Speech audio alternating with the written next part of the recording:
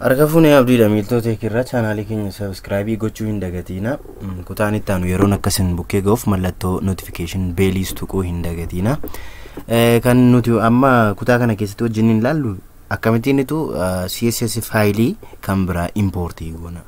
Kanaan dura external style sheet waliin ilaallee turre. External style sheet kana gara HTML faayilii keessatti akkaataa itti galchinu ilaallee turre. Akka fakkeenyaatti as keessatti tokko qofan gasheera style sheet tokko qofanis maal jedha style.css kan jiru jechuudha. Style sheet kana maalin godhe external style sheet gara HTML importii godhe jechuudha isa kana irratti.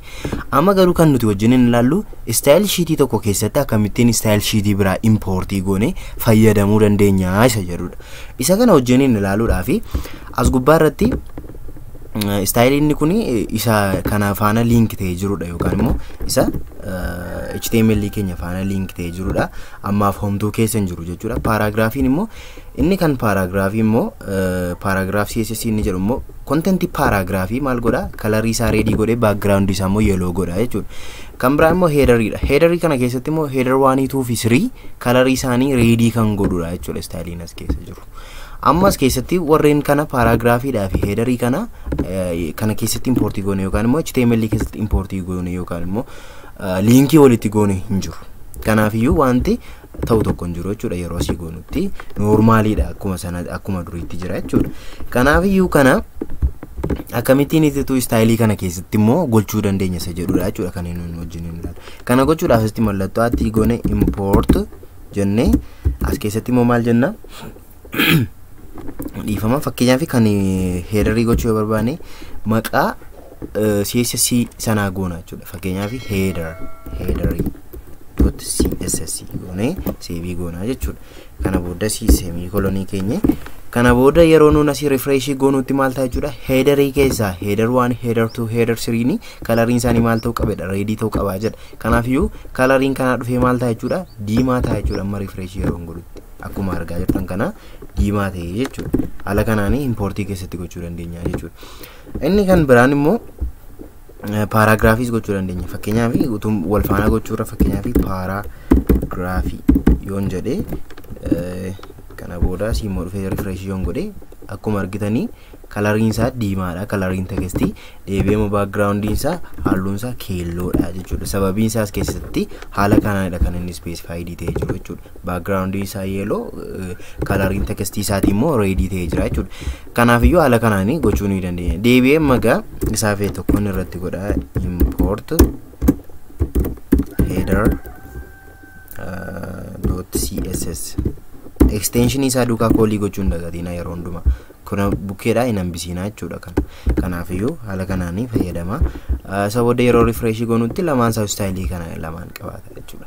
Haa ta'u malee style kana immoo haala kamiin override gochuu dandeenya yookaan immoo fakkeenyaaf headeriin kun kalariin isaa diimaadha. Gara greeniitti yoo jijjiiruu barbaade as keessaa dhufee jijjiiruurra bakkuma kanatti jijjiiruu nan danda'a jechuudha. Kan inni jijjiiruu barbaade kan H1 kootiiti. H1 irratti maalin jedha kalarii greeniin jedha jechuudha. Green jedheen save godha jechuudha. Kana booda yeroo nasi refresh godhutti maal ta'a gara greeniitti ta'a jechuudha. Overrides gochuu hin dandeenya. Kalarii isa dura turerra waan biraa akka irratti fayyadamuu dandeenyu ni dandeenya jechuudha. Kana malees immoo paragraafii irratti fakkeenyaaf background kalariini paragraafii kooti fakkeenyaaf maal akka inni ta'uu barbaade pink akka inni ta'uu barbaade amma maalidha amma yellowdha sababii ta'eef jechuudha. Isa kanarraa yellow jedhee jira. Yellow jedhee jira. Angaruu maal pinkiin barbaade. Kanaafiyyuu amma pinkii godheera jechuudha. Asii. Kanaafiyyuu kana save godhee yeroo asii refresh godhutti maal ta'a pinkii ta'a jechuudha backgroundiin isaa. Akkasitiin fayyadamuu ni dandeenya jechuudha. Amma barbaannes keessatti dhibbas kumas fayyadamuu ni dandeenya importii kana jechuudha. Kun immoo maaliifidha kan inni nu gargaaru modularizationidhaa fi organize gochuudhaaf baay'ee murteessaadha jechuudha wanti kun. Design practice gaariidhas jedhamee kan yaadamu. Haa ta'u malee garuu maalidha rakkina inni qabu tokkotu jira.